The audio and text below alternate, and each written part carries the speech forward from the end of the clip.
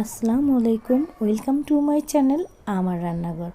আর আজকে যে রেসিপিটি শেয়ার করব আপনাদের সাথে তা হচ্ছে মুরগির কলিজা ভুনা। আমরা সাধারণত ঘরে কম বেশি সবাই মুরগির কলিজা ভুনা রান্না করে থাকি, কিন্তু আমার এই রেসিপিটি ফলো করে আপনারা রান্না করে দেখুন। অসাধারণ টেস্ট আর ফ্লেভারে আপনারা নিজেরাই বুঝতে পারবেন। তো যাই হোক, আপনারা দেখতেই পাচ্ছেন আমি কিছু কলিজা ধুয়ে পরিষ্কার করে নিয়েছি।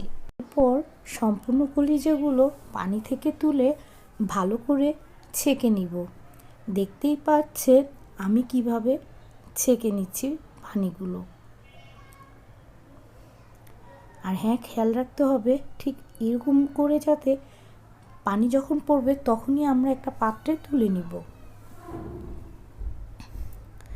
তুলে নিলাম। এখন আমরা সস ব্যবহার করব। আর হ্যাঁ, আপনারা কিন্তু নর্মাল সসটাই ব্যবহার করবেন, যেহেতু আমার বাসায় নর্মাল সসটা শেষ হয়ে গিয়েছে, সেই অর্থে আমি বারবিকিউ সসটা ব্যবহার করলাম। এখন আমি হলুদ দিয়ে নিব। হলুদ দিচ্ছি আর ধনিয়া সামান্য পরিমাণের, আর মরিচ দিলাম। মরিচটা আমি আর একটু দিব, কারণ এই কলিজা ভুনাটা একটু স্পাইসি হলেই আমার মনে হয় খেতে ভালো লাগে। এরপর জিরা গুঁড়ো দিলাম, আমি আর একটু জিরা দিব। আর হ্যাঁ, আমি কিন্তু এখানে কলিজা নিয়েছি 16টা মুরগির, সাথে গুড় দাও। লবণ দিয়ে নিলাম স্বাদ মতো।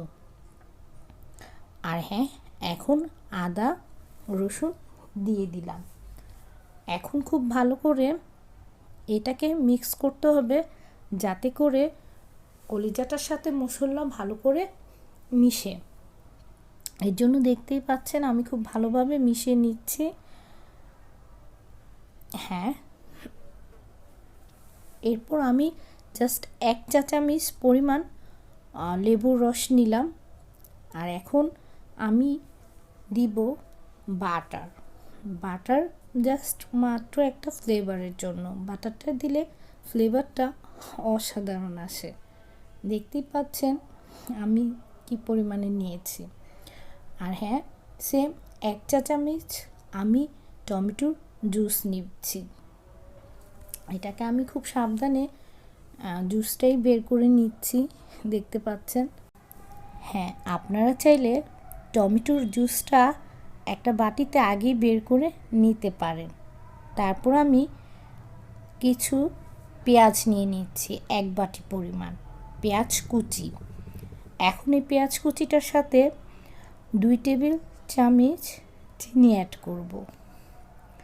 দেখতে পাচ্ছেন আমি চিনিটা অ্যাড করার পরে এটাকে কুচলিয়ে নিচ্ছি, ঠিক এইভাবে। তারপর ভালো করে এটাকে মাখাবো, যাতে করে পেঁয়াজটার সাথে মশলাটা ভালো করে মিক্স হয়। মিশানো শেষ হলে আমরা এই কলিজাটা ম্যারিনেট করে আধা ঘন্টার জন্য রেখে দিব। আমি আধা ঘন্টা পরে রান্না বসাবো।